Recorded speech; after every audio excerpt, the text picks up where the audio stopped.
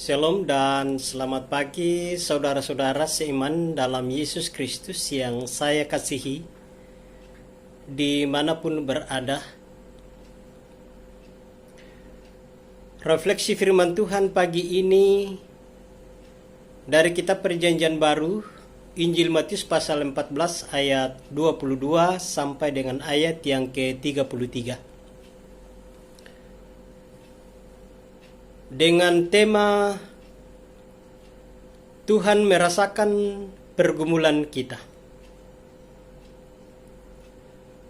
Sebelum kita membaca firman Tuhan, mari kita berdoa terlebih dahulu. Terima kasih atas waktu dan kesempatan yang Tuhan anugerahkan bagi kami di pagi hari ini. Kami boleh menikmati pagi ini oleh karena anugerah Tuhan. Karena itu layak Tuhan jika kami mengucap syukur atas semua yang Tuhan buat. Sekarang ini ya Tuhan, kami akan membaca, menghayati dan merenungkan firman-Mu. Biarlah kiranya Roh Kudus akan memampukan kami, menolong kami, sehingga kami mampu membaca firman-Mu, bahkan melakukan firman ini dalam kehidupan kami. Dalam nama Yesus, firman-Nya hidup, kami berdoa. Amin. Matius 14 ayat 22 sampai dengan ayat yang ke-33, firman Tuhan berbunyi demikian. Yesus berjalan di atas air. Sesudah itu Yesus segera memerintahkan murid-muridnya naik ke perahu dan mendahulinya ke seberang. Sementara itu ia menyuruh orang banyak pulang. Dan setelah orang banyak itu disuruhnya pulang, Yesus naik ke atas bukit untuk berdoa seorang diri. Ketika hari sudah malam, ia sendirian di situ. Perahu murid-muridnya sudah beberapa mil jauhnya dari pantai dan diombang-ambingkan gelombang karena angin sakal. Kira-kira jam 3 malam datanglah Yesus kepada mereka berjalan di atas air. Ketika murid-muridnya melihat dia berjalan di atas air, mereka terkejut dan berseru, "Itu hantu!" Lalu berteriak-teriak karena takut. Tetapi segera Yesus berkata kepada mereka, "Tenanglah, aku ini, jangan takut." Lalu Petrus berseru dan menjawab dia, "Tuhan, apabila Engkau itu, suruhlah aku datang kepadamu berjalan di atas air." Kata Yesus, "Datanglah." Maka Petrus turun dari perahu dan berjalan di atas air mendapatkan Yesus. Tetapi ketika dirasanya tiupan angin, takutlah ia dan mulai tenggelam lalu berteriak, "Tuhan, tolonglah aku." Segera Yesus mengelurkan tangannya, memegang dia dan berkata, "Hai orang yang kurang percaya, mengapa engkau bimbang?" Lalu mereka naik ke perahu dan angin pun redahlah. Dan orang-orang yang ada di perahu menyembah dia, katanya, "Sesungguhnya engkau anak Allah." Demikianlah firman Tuhan. Haleluya. Amin.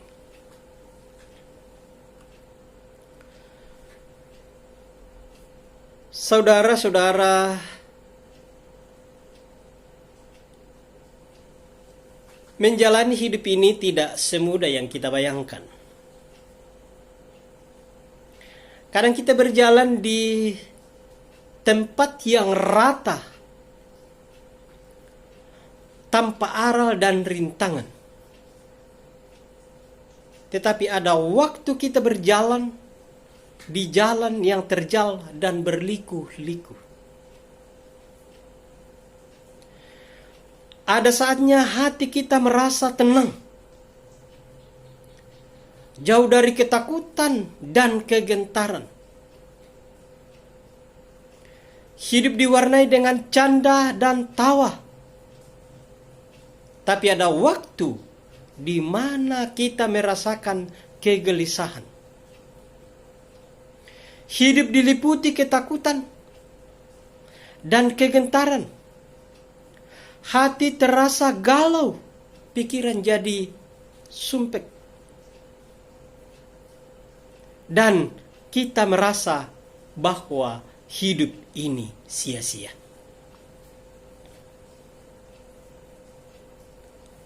Ada waktu di mana kita mampu mengatasi masalah seorang diri.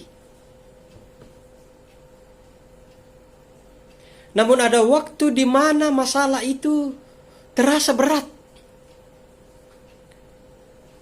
Bahkan melibatkan orang lain. Namun masalah itu pun tidak teratasi. Inilah warna kehidupan.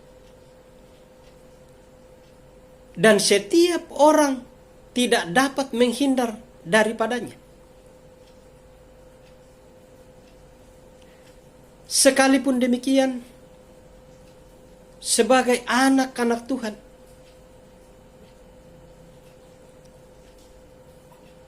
tentunya kita memiliki satu keyakinan bahwa Allah adalah Bapa kita. Tidak akan membiarkan kita melangkah seorang diri. Allah Bapa kita tidak akan membiarkan anak-anaknya hidup dalam tekanan. Dan tidak ada niat sedikit pun dalam hati Allah untuk mencampakkan hidup anak-anaknya.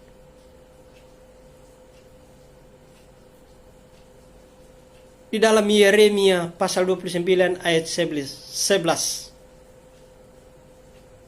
memberikan penguatan bagi kita bahwa Allah tidak merancangkan yang jahat bagi kita, tetapi rancangannya adalah rancangan damai sejahtera. Kisah para murid yang sedang ada di tengah danau menghadapi gelombang yang amat besar akibat angin sakal. Ternyata situasi ini juga terpantau, termonitor oleh Tuhan Yesus. Yesus tahu bahwa murid-muridnya diliputi kepanikan dan ketakutan.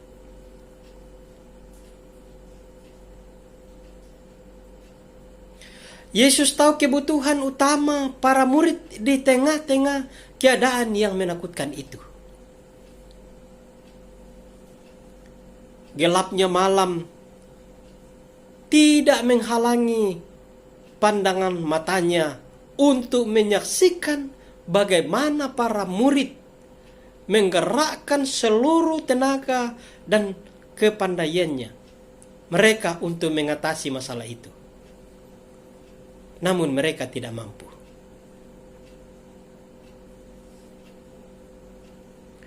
Tuhan Yesus tahu batas kemampuan murid dalam mengatasi ganasnya gelombang yang sedang berkecamuk itu.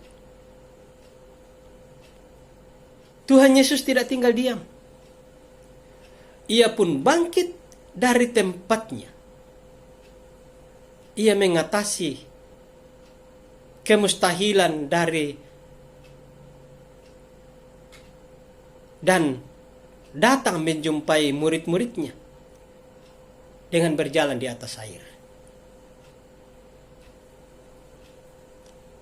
Ia menyapa para murid di tengah-tengah keadaan mereka yang kalut.